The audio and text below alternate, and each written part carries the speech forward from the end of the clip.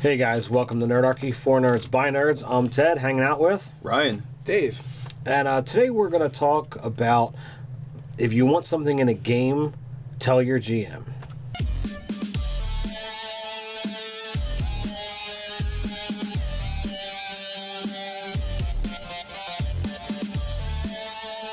But before we do, you can head down to the description below where you can sign up for Nerdarchy, the newsletter, get weekly tips, plus learn how to game with Nerdarchy. So, as a player in a game, if you want magic items, character goals, any kind of story to come up, if you don't tell the GM, there's very little chance of it actually happening. Yeah, you're leaving it completely at happenstance. If you're like, it's like having this wish list that you don't share with anybody, so no one's going to ever fulfill your wishes. Yeah, and it will be empty. Yeah, unless you come across a Djinn or an Ifrit, and the Ifrit will just fuck you over. It's just gonna these are some good discussions for unless you play in that one guy's game where you don't get turned into a Trask, you just get 31 strength. Well, there's that. Yeah. These are good discussions for session 0, and that's where you want to line up various goals with different players and different characters. So this way, for one, if you have 4 to 6 players and they all want something different, it's going to be a lot harder for a GM to fulfill. I mean, the less players you have, the easier it's going to be, obviously. But the easiest thing of all is if you can interweave them together and tie things together so that you're not all over the place, and you're not trying to fulfill all this wish list for each of the players that heads to the 4 corners of the world. As a GM, unless you are just this master weaver, you're not going to be able to fulfill everything. But if over the course of the campaign, you could come on. There's 360. How many sessions? If people are having 20 sessions in a year and it goes on for 2 or 3 years, you probably in that situation, that's very true. Yeah. If you're more of a Scott Garibay-esque kind of DM, where you tend to run shorter story arcs, it's very hard to fulfill all of that stuff unless things are happening all the time throughout your sessions. I have several things from the campaign that I'm running that I want to introduce into the game, and I just haven't found the time to do it. Mm-hmm. There's definitely characters in the game who, in our session 0 brought up things that I want to reintroduce, and we're in session 16 or 17, somewhere around there. And and I haven't found a way to bring them all in, because at the same time as the GM, you're going to also have other story things going on, and as you play the game, other things come up. So it just it's easy to say, well, you have all this time, how can you not get to them all? But as the story evolves, and depending on what the characters do, it makes you it want a it to little make more tougher. sense. Yeah, you want it to make sense in the story. Otherwise you randomly have to cram stuff in. Yeah, and you don't want to do that either. But also too, this doesn't have to be relegated to a session 0 discussion.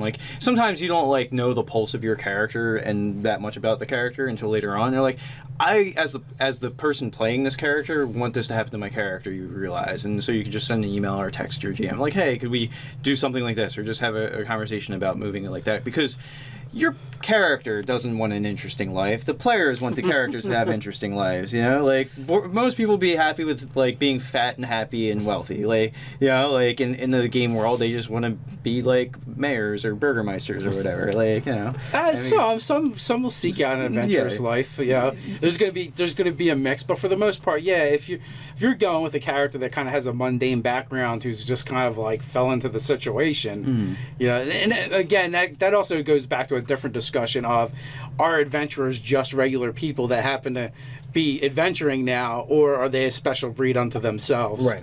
It's like the chicken or the egg. A little from column A, a little from column B sort of situation. So, and then there's also, when you talk about, the character goals, and then there's also player goals, and they don't have to line up. We've talked about that over the course of many different videos. Right.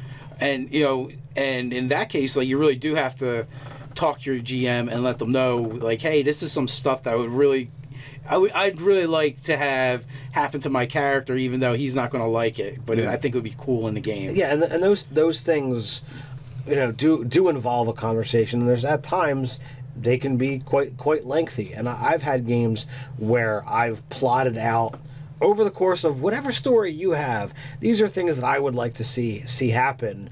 And some things are a character goal, some things are a player goal, that the characters just is like, this is so not a happy thing. But it makes for an interesting story, and it gives that character growth and change that he wouldn't even be able to predict. And also too, like, say you have a character that you want them to eventually take warlock levels, right? So that involves making a pact. Like that, unless it's kind of lame, it's just like, oh, I'm just a warlock now, I just took a class, yay. No, like, you should work with your GM to have a story thing happen that it makes sense that thing came about, you know? In that instance, I kind of like one of the things that Scott does with his games, where he does this accelerated sidetrack where most of it is done through a narration and maybe a couple die rolls, just because just in fairness to the rest of the players at the game, instead of because some of those things could be a whole quest unto themselves, Right. Yeah. and you and the GM might just have to come to an agreement of what that is, or it could happen by post or over the phone or in another way, depending on what's going on in your game and the other players. If you're not doing what we do, where there's a recorded session, you can always have, well, this is what my character does during downtime, or oh, well, during my watch, could I have this happen here? And as you say, do an accelerated or in between adventures, talk and hash out all the details so that there's a change for the start of the next session. Yeah. So I mean, like, for in the case of the warlock, right? Like, maybe you express this thing to your GM, and your GM's maybe they decide to go the route, well, I'm going to basically put the character in the situation where they're going to die, but then they strike the bargain, or however you want to do your warlock pact. But that was just like the quick, easy off the top. A donut. Yeah. They wish really hard for a delicious fey pastry, and it's delivered to them for a pact. So, yeah. There's a price. There's a price for all these things. Yeah. So there's an upside too, kind of like, in my experience, not every player in the game is going to have the same level of involvement. So there's upsides and downsides to everything. Well, the upside to this is the GM may have a player or two where he doesn't have to track the 20 level arc that they're interested in seeing happen, because not every player has that need. Different things drive different people to play the game, and like sometimes it's just playing the game unto itself that like is meaningful and fulfilling to that player. Great, but some people like want sort of like character arc and character narrative to happen, and that to be part of the game too. So it's for all people. But it's exactly my point. Like you, fortunately, as a GM, chances are not all 6 players at your table are going to unload the laundry list of what they would like to happen. Maybe only one player does that, or a couple, but it does make it a little bit easier. Yeah. Even like in my game, I really only had a couple players right from the get-go, and as we play it more, more comes out, really show interest in like an overarching goal. Yeah. Yeah, because I have a character concept that if I were to play her, like, and I've never played a female character, but I came up with her and I was like, that's a pretty cool premise. Like, and part of it is, like, I want her to, like, acquire the mantle of this folk hero that could either actually be legit magical items, or it could just be that it's just a symbol that she eventually gets, then people think it's magic, but it's not, sort of thing. Right. Like, it's a Robin Hood sort of thing. But, like, so that character's arc would be, like, coming into these items, Right. So... Which may or may not be magic. Yeah, and that could definitely be interesting, too. Or that could be an interesting story arc in a sense from the GM as well, where they could be mundane items that you've received, but maybe you're the 3rd, 4th, or 5th person to hold the mantle. Yeah. And as time goes on, and they become enchanted or they become special in some way, which is a fun way to introduce magic items into your game instead of just, oh, here's a chest. Or you know what? Also, too, I think 3rd edition introduced the thing where like items, like they would only like their powers only got unlocked for certain classes, certain levels. Like, so like the thing was like the weapon had to kind of deem you worthy or something like that. It was kind of the thing.